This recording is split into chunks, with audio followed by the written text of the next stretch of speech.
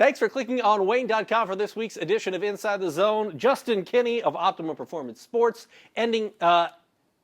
offering his expertise.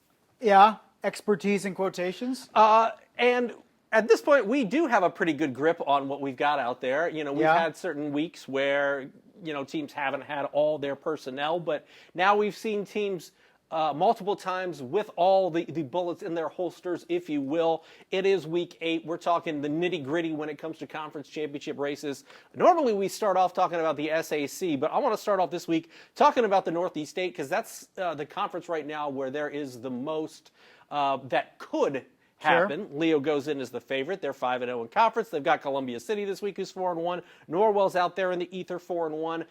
Right now, this is the one conference that's the most wide open. Yeah. Although Leo does have the leg up on the competition, but we'll learn a lot this Friday night in the Highlight Zone game of the week as Columbia City hosts the Leo Lions. Yeah, and I thought last Friday's game at East Noble, the final score wasn't indicative of how close that game was. It was, 13-10 heading into the fourth. 2 fourth-quarter touchdowns by East Noble kind of put it away. So Columbia City hung around, but, being able to pick off Greg Bolt 3 times like East Noble was able to do, it helps when you have Rowan Zolman back on the back end of that defense to help not just his play, but also help everybody else in terms of alignments and stuff. So East Noble gets back on track, and now Columbia City, faces what I think is an even better team in Leo, and especially a better defense. So it's going to be very, very difficult, I think, for Columbia City to get them things done offensively. But they get teams in their home turf and see what happens. Yeah, what is it about Columbia City that you have to correct this week to be competitive with Leo? Because as you mentioned, you can't throw the 3 interceptions. That's just not something, especially how ground heavy and how much time that Leo can eat up when they have the football with really a cavalcade of running backs. They're not going to throw it a whole bunch. Yeah. They've been effective when they've thrown it, but I think in part that's because they don't throw it very often, and it does catch people by surprise. They have a ton of running backs that can do things. Jackson Barber can run it in. They have weapons on the offense for Leo, and they can grind it out and eat up some clock. Well, it comes down defensively. They need to make Leo one-dimensional, make them have to rely on that pass, and then I think they have to get that pass game going, which they were never able to do against East Noble, at least when it counted, with the 3 turnovers. So I think being able to get that going, keep away a little bit from Leo, because the Lions want to put together those long, sustained drives that result in points, and so that you need to maximize your possessions because of how Leo plays football. So Columbia City, they need to move quickly past last week because they still have a chance in the Northeast 8 if they can knock off the Lions. So refocus quickly. Another big one coming up for them.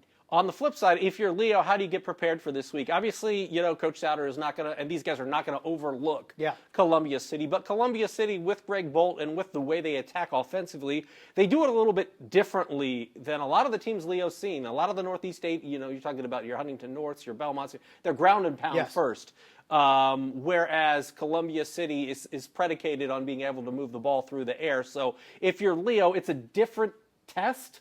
How do you make sure that you're ready for it?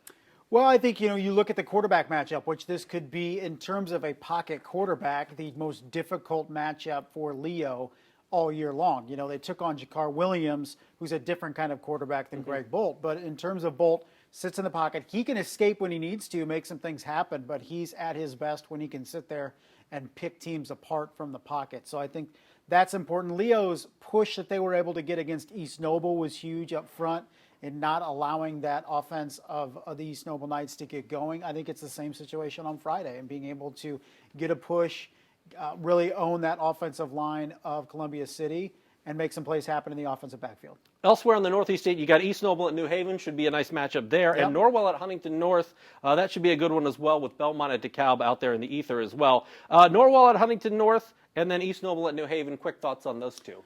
Well, Huntington North is that running team, and they couldn't get anything going last week. They're very one-dimensional. They want to run the ball with Aiden Dennis and company. When they can't, they're in a load of trouble.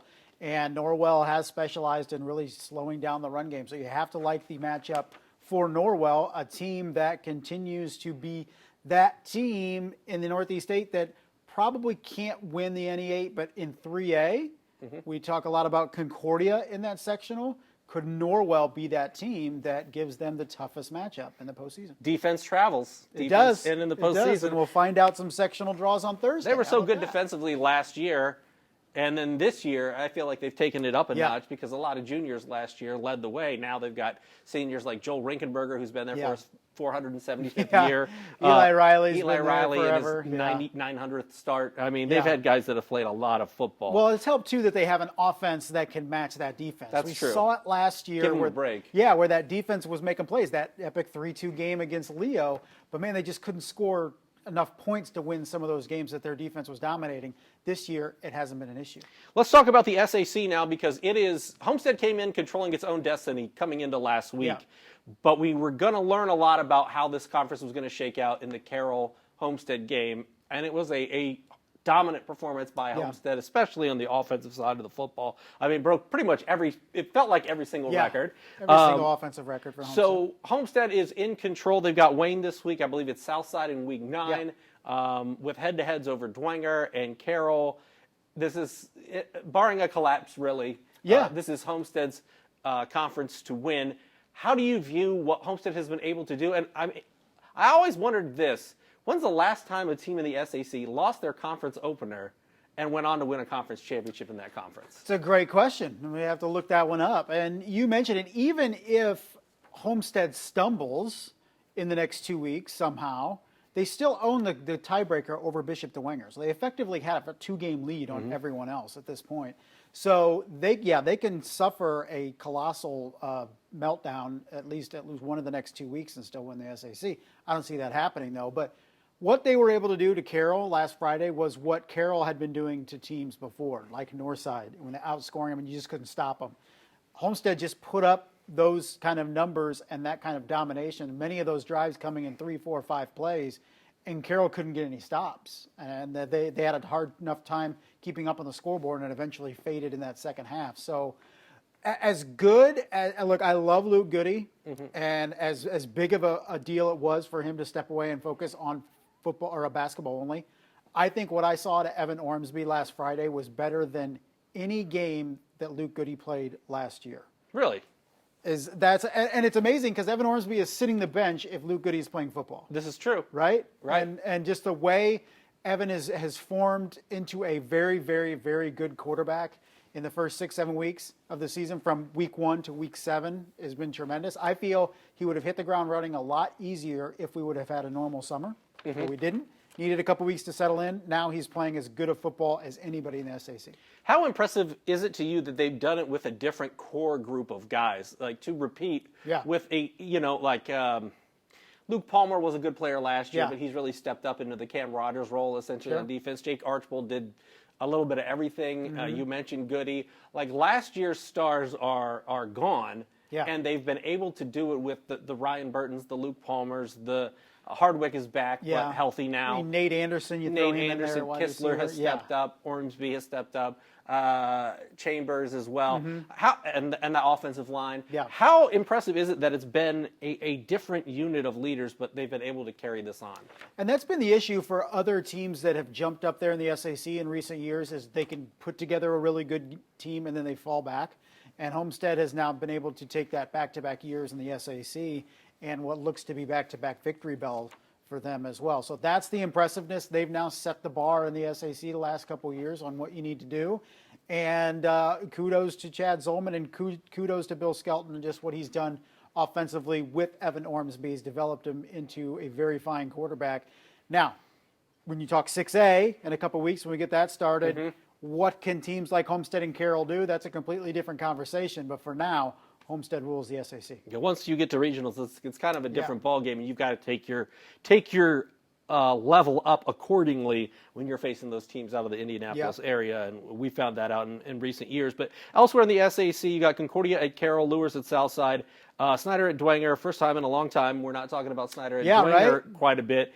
Northside at Northrop. I do want to touch on Snyder at Dwenger because I think 2 weeks ago I'd have been like, Now, I mean, Snyder has started to put it together. We knew they would. They had a talented junior class who basically just had the experience of sophomores to start the season.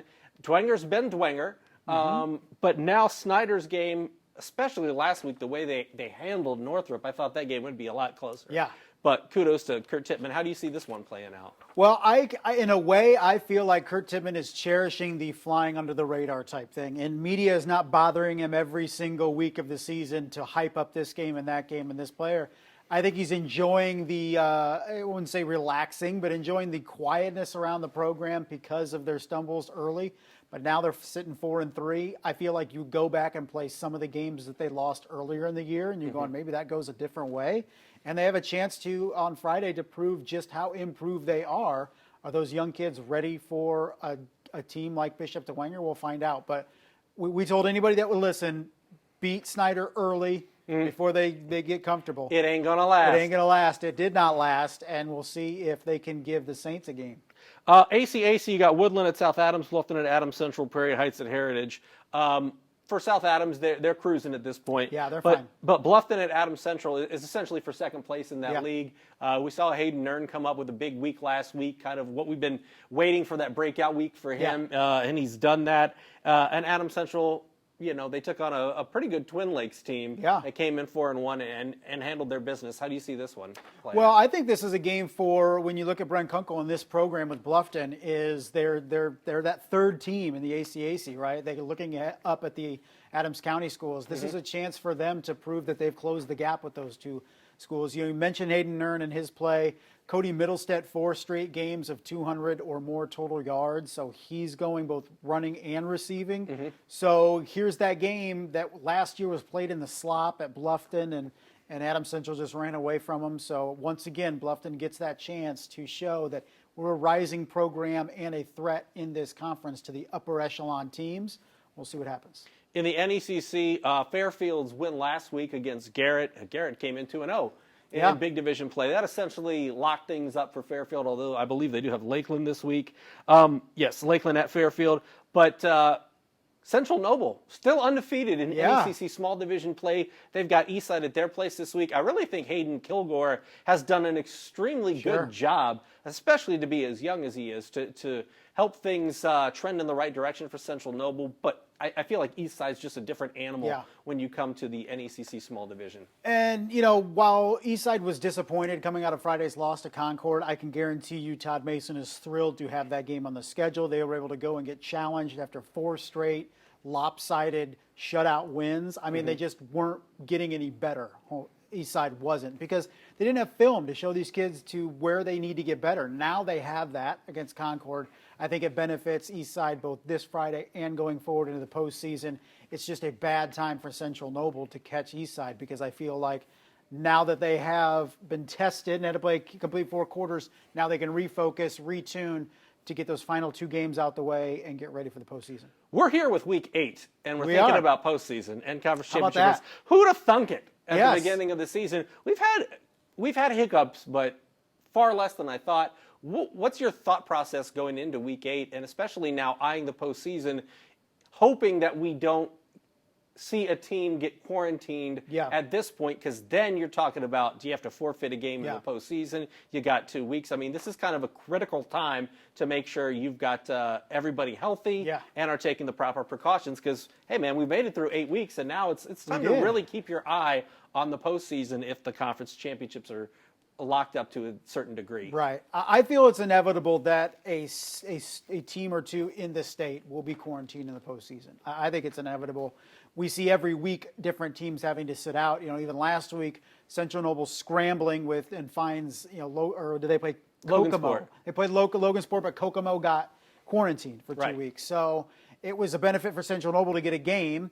But even last week, you see Kokomo out for a couple weeks. So I feel like it's going to affect somebody or a series of somebody's in the state or in the playoffs, but hopefully nobody around here.